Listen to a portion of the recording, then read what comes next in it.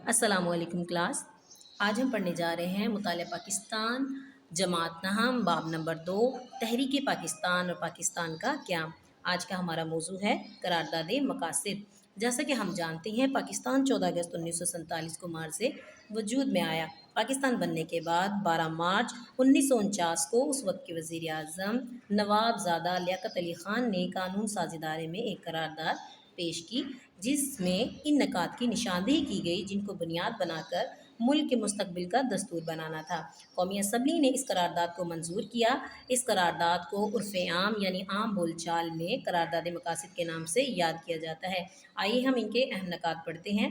پہلا پوائنٹ ہے اللہ تعالیٰ کی حاکمیت، یعنی اس قرارداد میں اس بات کی وضاحت کی گئی کہ ساری کائنات اللہ کی ہے، سارا اقتدار اللہ ہی کو حاصل ہے اور یہ اقتدار مسلمان اللہ کی امانت کے طور پر استعمال کریں گے اور اللہ کی بنائی ہوئی حدود کے اندر رہ کر عوام کے منتخب نمائندے سے استعمال کریں گے. اگلا پوائنٹ ہے اسلامی اقدار کی پابندی. اس قرارداد میں اس بات کی وضاحت کی گئی کہ پاکستان میں اسلامی اقدار مثلاً جمہوریت وہ طرز حکومت جس میں حاکمیت اعلیٰ اقتدار جمہور کے نمائندوں کو حاصل ہو، آزادی، رواداری یعنی بردباری اور معاشرتی انصاف کو فروغ دیا جائے گا. پوائنٹ نمبر 3 ہے اسلامی طرز زندگی. مسلمانوں کو اپنی انفرادی یعنی مسلمان اپنی زندگی انفرادی ہو یا اجتماعی اسلام کے بتائے ہوئے اصولوں کے مطابق بسر کریں گے اور انہیں مناسب ماحول بھی دیا جائے گا.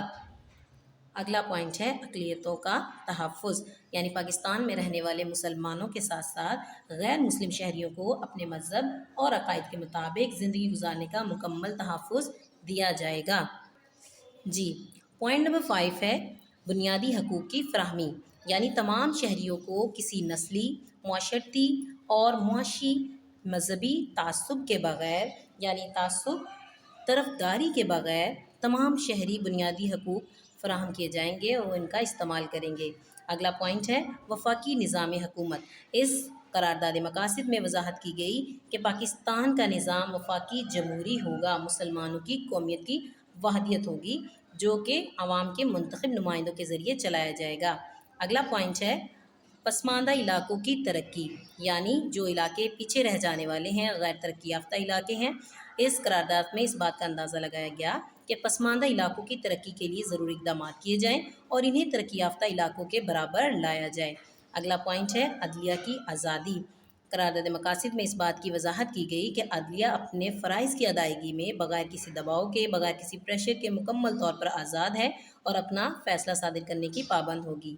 اگلا پوائنٹ ہے اردو قومی زبان، یعنی قرارداد مقاصد میں اس بات کی وضاحت کی گئی کہ پاکستان کی قومی زبان اردو ہوگی. جی کلاس آپ نے یہاں تک یاد کر کے آنا ہے. بہت بہت شکریہ. اللہ حافظ.